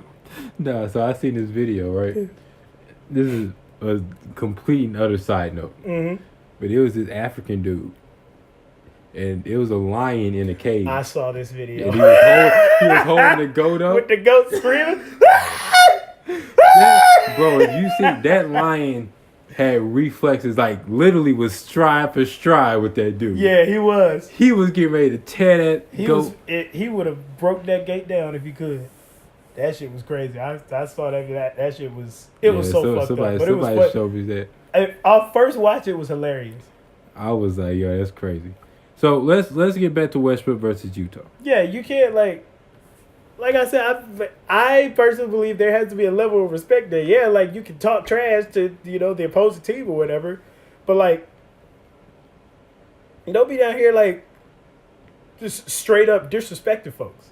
Now, Like, so you don't have any problem with what Russell said about beating the guy and his wife up? No issue at all. After the fact. Well, Like- after they instigated it, he did that. I mean, there's definitely an issue with that because you still got to keep your composure as a player. Yeah, no, absolutely not. Oh, what? Wait, so you agree that Russell should have beat both their asses? I mean, he didn't. I mean, he's not going to do that, but he said that he would. Yeah. I mean, well, I'll get into it. So, and Russell that dude. Russell do it. I believe Russell will totally do it. Depending on whose side of the story you heard,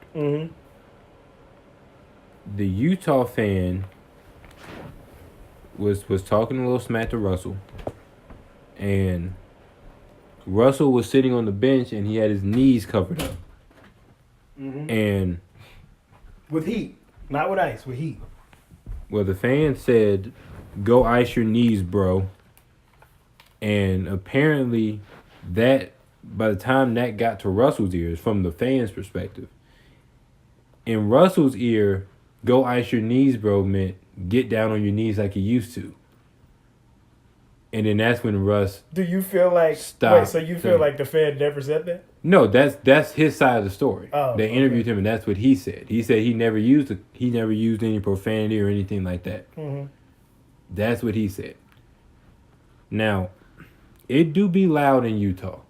And Utah do be wildin'. But it ain't that loud. Them Utah fans be It ain't that loud. Ice your knees, bro, and get down on your knees like you used to. No, not the same thing.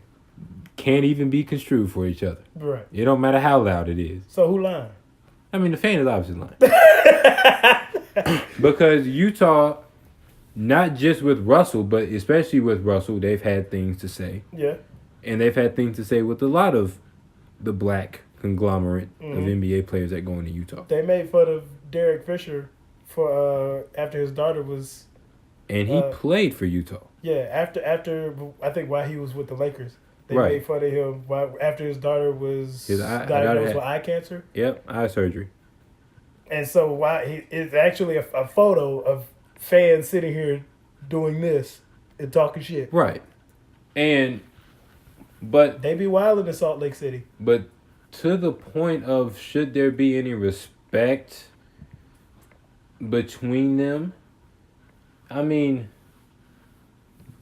no. Because who's the most powerful force in America? I mean, keep saying it. Someday somebody will listen. The mass consumer. Right? Because we've had situations like this before, right? I'm not the only one who I'm not the only one who didn't forget about the Malice in the Palace, right? Man. Ron Artest was completely and utterly justified for going into the stadium, if going into the stands after the dude that threw the beer on him, if we were in any arena other than an NBA basketball arena. Somebody come up to you and they throw a drink on you. It's smoke. I mean, that's the basis of all reality TV. Right. Somebody throws a drink on somebody, and now we have issues for the whole season. Now, for me, I think it's hilarious. That's why I keep watching it. Right. Love and Hip Hop wouldn't be a show if they didn't have women throw drinks on other women. It's very uninteresting television. Now, I don't watch TV anymore, so I haven't watched Love and Hip Hop. But even to that extent, the fans are boss. The fans run the NBA. Not the owners, not the commissioner, not the players. The fans do. Because that's where your money comes from. So as long as they control the money, they control the relationship. They can say whatever they want to say. And it's up to the players to not react. Now, to the point of Russell saying what he said about beating up the guy and his wife, and said if he had to do it again, he would say the exact same thing. I don't have an issue with it at all. Fair. Because it's only a certain amount of stuff you can say before everything is getting messed up. before we start furniture moving. I agree, which is why I said then there needs to be a level of just of No, but you respect. said after the fact, Russ has got to keep his composure and say don't talk about beating up a woman. I disagree completely. Well, that's If what she's saying get down on my knees, then you come make me right. and see how that's going to turn out for you and everybody else involved. Air this bitch out. Right? Like, I don't on everything Russell loves, he would do it. Has he ever hit a woman? No. Do I think Russell would ever hit a woman? No. Bro. But if she get to talking reckless, at some point you got to come see about. At some point you got to come to ask me what time it is. Mm-hmm. And it ain't gonna be Dame time. It's gonna be another type of time we on. Mm-hmm. So if you gonna open your mouth, sometimes you gotta write. Sometimes your mouth gotta write checks that your body gotta cash. That's why I'm saying there has to be that level of respect there. But it For the doesn't. fans to not go that far. It doesn't because they have all the power. They can say whatever they want, and they know that the players can't do anything about it. So there doesn't have to be a level of respect. Now, as humans, should there be a level of respect and common decency? Sure. Yeah. But in terms of the power relationship between the players and the fans, there is no relationship because the fans have all the power. Right. That's So why the if fans can Russ- do all they want, and Ron Artest gets suspended, but not the fan. Now, the fan was subsequently given a lifetime ban. He can't go to a Jazz game anymore. Mm-hmm. But that's small potatoes to what Russell would have lost had he really called and see what time it was. Right. So, I mean, what they have to realize is, I don't want the NBA to turn back into Malice in the Palace. But what people got to realize that 99% of the NBA players, they're really good dudes. Mm-hmm. Like, extremely, extremely good dudes. Mm-hmm. But it's that 1% that they don't care about the NBA. They don't care. And the NBA has done good to get them out of there because those are the guys that aren't that skilled. Mm-hmm. Back in the day, those are your Anthony Masons of the world. Your Oakleys. No. Where they don't I'm just here to lay some law. this is good money, but by the end of the day, like I'm a man first. Right. Like I don't have a brand to protect. They've taken those guys kind of out of the league because they couldn't shoot. Right, like the Patrick Beverly types of the world. Mm-hmm. Where like it's only you can say what you want. You have free reign to say what you want, but then I can say what I want to. And I'm gonna come tell you during the game. I ain't gotta wait till afterwards. That's what's gonna happen. One of these fans is gonna say something to the 1%. That I've made my money, I'm good, I got enough saved that I can pay this fine for the rest of the season. I'm gonna go ahead and show you that you can only talk to me a certain type of way. Smoke. And everybody involved. Like if Russell was part of the 1%, he went in there and hit that fan and hit that fan's wife, I wouldn't have. What are we suspending him for? I don't care. Fair. I don't care. Like I don't care. You gonna respect me on everything that I love. You gonna respect me. For everything that Male and female, I'll fuck him up. and his wife, I'm not playing with y'all. and his wife. And his wife. I'll fuck y'all up. Keep playing, man. Stop playing with these people, right? Y'all keep acting like Russell's a nice guy, but he's still a nigga from South Central. Y'all be forgetting that sometimes. Hey. Y'all be forgetting that. I mean, that nigga know how to fight. I don't. What does that mean though? Knowing how to fight. I don't think he knows how to fight. I just think that he'll whoop. Whoop some ass. You know what I'm saying? Like there's no structure in that. He'll win. Right. Like, like he knows how to win a fight. He'll win the fight. Like I don't think he's boxing trained, MMA trained, but I'm thinking he'll just whoop you. But does he win fair? Does he win? Yeah. I'm talking about fair. Does he like, okay, he losing now, so he go get a bat? I don't think I don't think it ever gets to that point. Oh Russell. yeah, that's what I'm saying. I think Russell just gives you smoke. I think Russell's got stamina. I think Russell can go 12 rounds. So, you know, I don't know, man. It's a difficult situation that the players find themselves in because you see this in the NFL too. Mm-hmm. You saw it in the NFL last year where somebody they started talking the N-word, and you know, and I remember in Jacksonville, it was like Seattle and Jacksonville were playing, and fans got a little rowdy in Jacksonville, and the Seattle dude was like, "Come on down here, come on down here. Let me show you. Let me show you what time it is." And like he was trying to go in the stands, and they was. And they pussy up.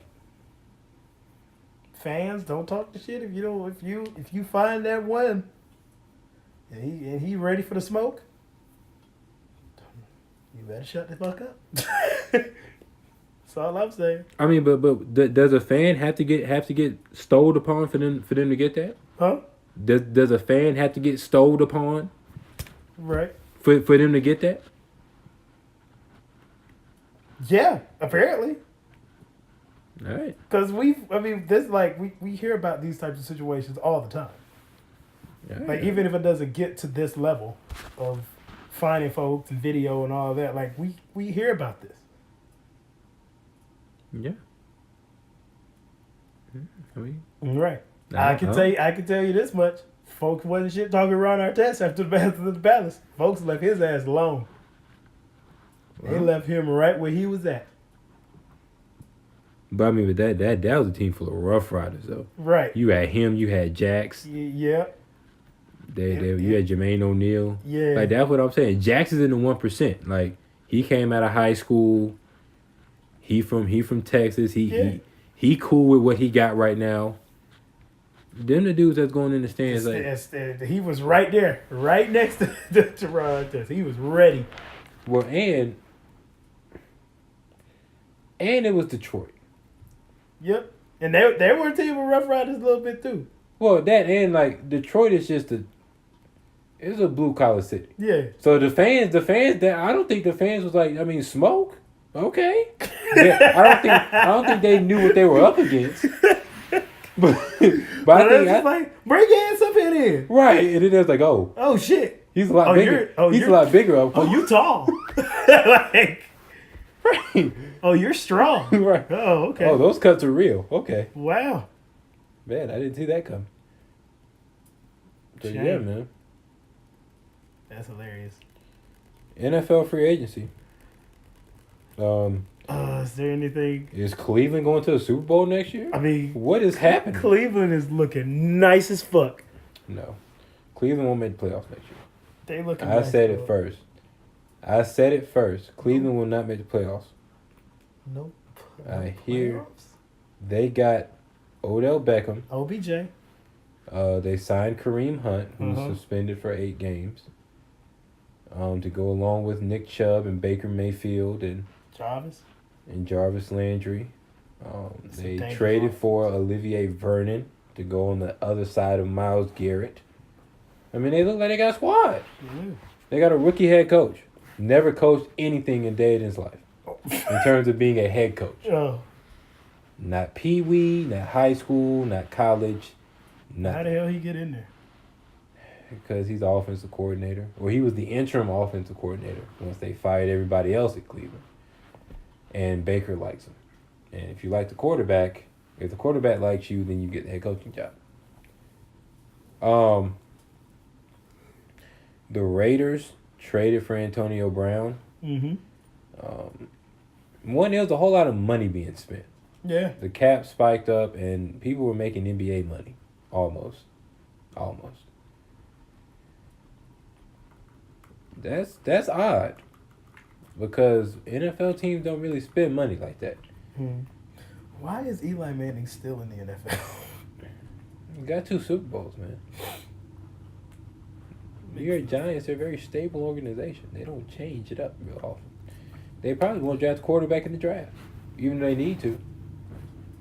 And trade for one. Trade for Josh Rosen or somebody. I don't know. Yeah, man. NFL's gonna be really interesting. I'm definitely buying Madden 2020 now. Le'Veon Bell messed up his whole. I mean, he got paid a little bit from the Jets. Where did he end up? The Jets. It's a bad team. I mean, they're gonna give you the ball 400 more times. Right. The Jets have no receivers. They have a bad offensive line. Was it worth it, Le'Veon? How much more did he end up getting? Oh, that's what I want to bring up while we're talking about the NFL. So, well, before you get there, how much did he end up getting? It was like 4 years, $52 million, like $35 million guaranteed. Yeah, that's a pretty little thing right there. I mean, given that the Steelers were offering him $10 million guaranteed, with like more incentives but less guaranteed money. That's why he held out the entire season anyway. I mean, but like I've always not understood what it is about players in general. Mm-hmm. Hey man, they gotta feed their family. I mean, people who just go for the biggest bag. Uh-huh. I was reading an article. I was reading an interview from Jimmy Butler.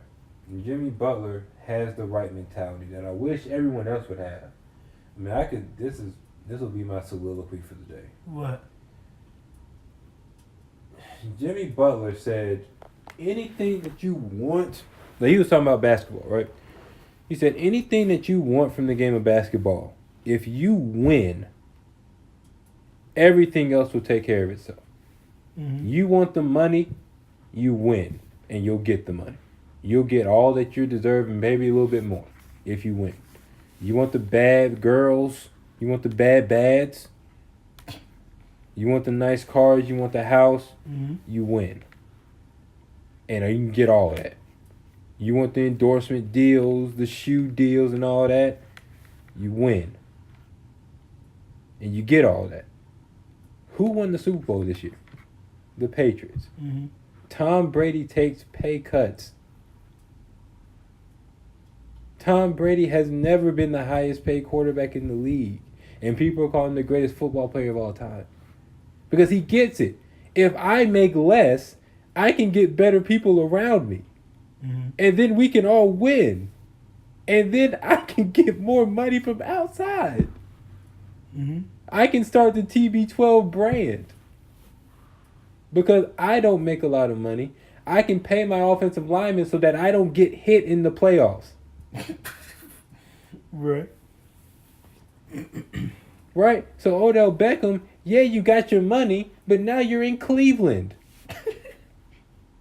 There's nothing. Look, shout out to Cleveland.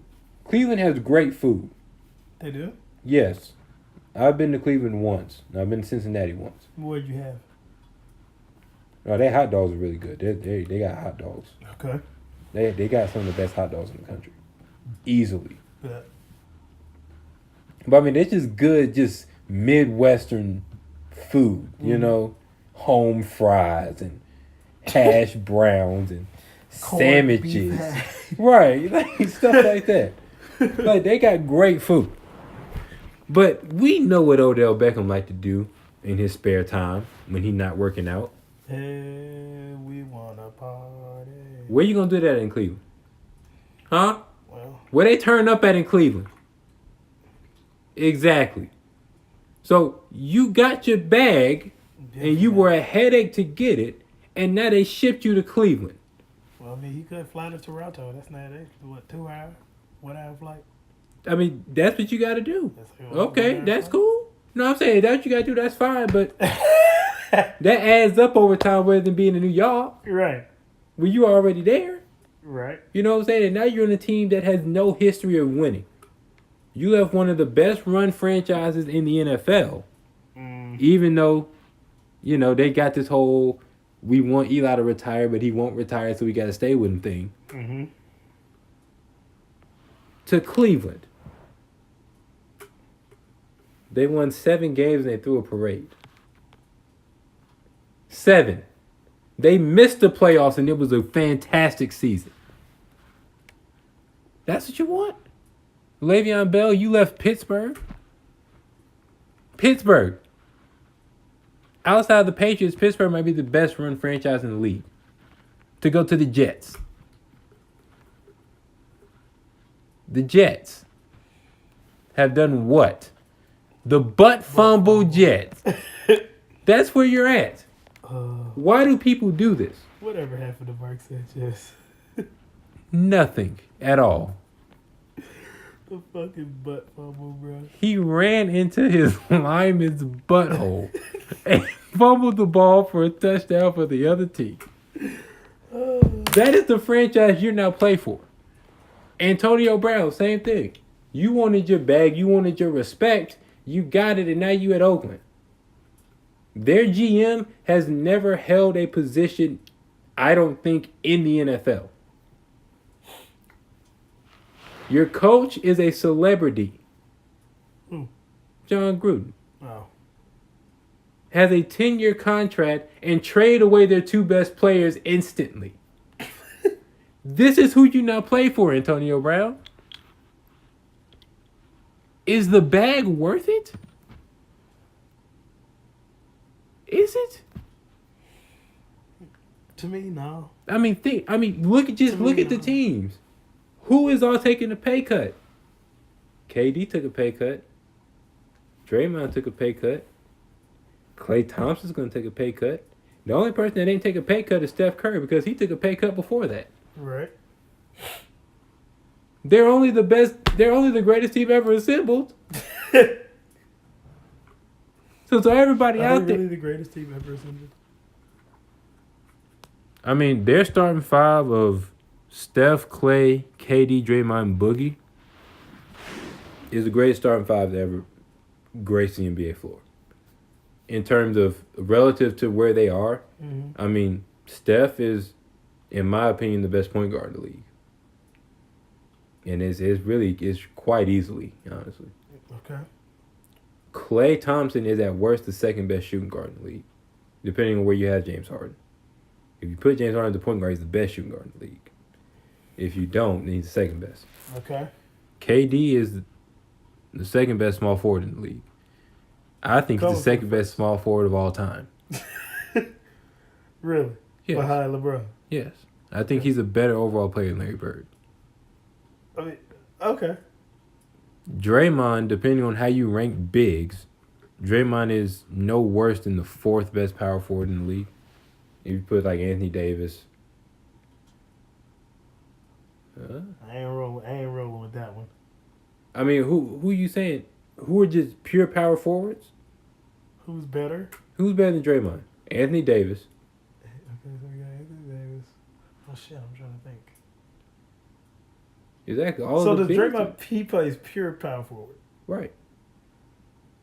Porzingis is better. Yes. But all the other bigs are centers. Blake, you could maybe say Blake, but I disagree. I mean, this year maybe. Blake has always been a power forward. Yeah, no, I'm saying this year Blake is better than Draymond, but in the last couple of years he hadn't been. Okay. And then Blake Aldridge is definitely better than Draymond. Aldridge. Yeah. I don't think Aldridge is better than Draymond. Huh? Get out of here. I hate LaMarcus Aldridge. Maybe he can shoot better than him. LaMarcus can shoot way better than Draymond. I mean, everybody can shoot way better than Draymond. You're right. But in terms of overall, it's not even close. LaMarcus Aldridge, all he can do is hit mid-range fadeaways. Okay, fair. Draymond does everything else better than him. Literally everything. He drives to the game better than him. He bores the team playing better than LaMarcus Aldridge. Who else? We should Google this. And then you talking about centers, straight centers. Healthy Boogie? Healthy Boogie is nasty. He may be the best center in the league. Nah, second best behind Embiid. Mm-hmm. He's better than Jokic. I love Jokic. He's better than Jokic. He's better than Jokic. I don't think so. Yeah, see, you forgot about Prime Boogie. You looking at Achilles. You looking at torn Achilles Boogie. I'm talking about Boogie. Can't you see? Sometimes your numbers hypnotize me. Come on. Yeah, but Nicole. Well, I get nothing for that. Come on, I got nothing for that. I'm trying to think of it because Nicola can step out. I got nothing for the wordplay. No. Boogie, boogie, boogie. Can't you see? Come on. You got to give me that.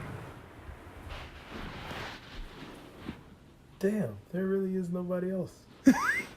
Kevin Love, because Kevin Love trash right now. Al Horford, maybe. What? I mean, Al Horford plays center for them, but He plays center, but is he center or power forward? Because I think he probably came into the league as a power. Doesn't Aaron Baines play center for them? I mean, Al Horford starts at center. He probably was drafted as a power forward coming out of Florida because he played next to Joakim Noah. But with the Hawks, he was a center. And with Celtics, he's a center. But Boogie is a better player than Nikola Jokic. I mean, you forgetting that Boogie was putting up Embiid-esque numbers. I do remember that. Like, Jokic is a phenomenal passer. He's a better passer. And a shooter. He may be a better shooter. But Boogie is a whole different animal. If they play in the conference finals, which they won't, because I don't believe in Denver. Boogie is gonna give it to Jokic. I think Jokic is gonna give it to Boogie too. I mean, Boogie don't play no defense. Huh? I mean, Boogie play like semi-defense. And Nikola plays defense. Nikola don't play no defense. Plays better defense than Boogie. No, he don't. What? They gonna be straight up giving it to each other. False. Boogie gonna come down, hit him with the little Harlem, hit him with the dream shake, and then Nikola gonna come down and spray him. Nah, Boogie's a better player. Boogie's the best center. And Nikola Jokic is gonna give him a little, up and under. But even then, let's talk about Boogie though. Boogie took a pay cut to play with the Warriors. Yeah. He took a heck of a pay cut to play with the Warriors. Mm-hmm. Why do people stop chasing the bag? The bag will come. Master your craft and win. Everything else will take care of itself. Fuck everything else. I wish people would wake up every day with the mindset of, I'm just going to be the best me I can be. Forget about everything else that's happening in the world. I'm going to be the best person that I can be. It's really simple to do because we're all focused on ourselves anyway. Mm-hmm. But why don't we ever focus on just putting ourselves in positions to win? You right. But we gotta talk about New Zealand to end the show. Just I guess that would be like a quick shout out to them. This is really, really unfortunate. This situation. Planned attack out in New Zealand on I think 4 mosques or something like that. 49 killed in that. Do we know who planned the attack? Was this like a ISIS Al-Qaeda type thing? What? From what has been reported, the perpetrators have they're fans of Trump. And it was done by rampant Islamophobia. Yeah, I don't need to hear anymore. I mean, that's kind of self-explanatory. You said they were fans of Trump. That's pretty much all I need to hear. Yeah. That's unfortunate. It's very unfortunate. And so it's just really, really wildly unfortunate that something like that is happening. Prayers out to all of their families. It's just insane to really be dealing with that, and it just talk to when you hear that these folks are just Islamophobes. They fuck with everything that Trump is trying to do with eradicating that kind of shit. It's just really, really unfortunate to hear about. So, like I said, prayers out to them. Quick side note to that, though. It took New Zealand 24 hours to then get onto making gun laws a bit stricter after this happened. 24 hours. Within a day of it happening, they said, we cannot stand for this. We're going to make some changes. And I'm just wondering why we as America can't do the same. So, Is there an NRA in New Zealand? probably not. That's why. Yeah, and we know that. But All right, we're not gonna end this on a negative note. So yeah, but I want we gotta give acknowledgement for that. I mean, this no, I got you, but I mean, insane attack. we're still not gonna end on a negative Well, note. yeah. Because it is Selection Sunday today, and we have a bracket of our own Yeah. that we're gonna be releasing Yes, we are this week. We are gonna be putting together our R&B bracket. 2000 to 2010, I think is what we decided on, or 2000 to now. We can go 2000 now. 2000 to now. What we going, 32 album bracket. We need your participation. We will hit a couple matchups every podcast. Well, since you're gonna be out for the next week, yeah. So we're at the like 4 matchups. Okay. On the next podcast. We do got to put together this bracket though. No, that won't take. We might have to like do a call one of these nights. Yeah, that won't take long at all. No worry. Yeah. We would love you guys' participation once we put it out on Instagram. If not, we'll just do the bracket. You know. I don't know. We put it on Instagram. I know what I'm saying. If don't nobody vote on it, then we got to do it. Then we'll do it. Right. You know what I'm saying? Like they were going to be the tiebreaker. Right. Because we're going to disagree on pretty much everything. Yeah. Because that's kind of what we do. But yeah, you got anything else? No, I'm good. That's it for me, man. Episode number 17 in the books, then. In the books, man. We'll catch y'all. This is AJ. That's my guy over there, JC Shazay. And we'll catch y'all on the block. Stop saying that before we get sued. We'll catch y'all on the block sometime, man.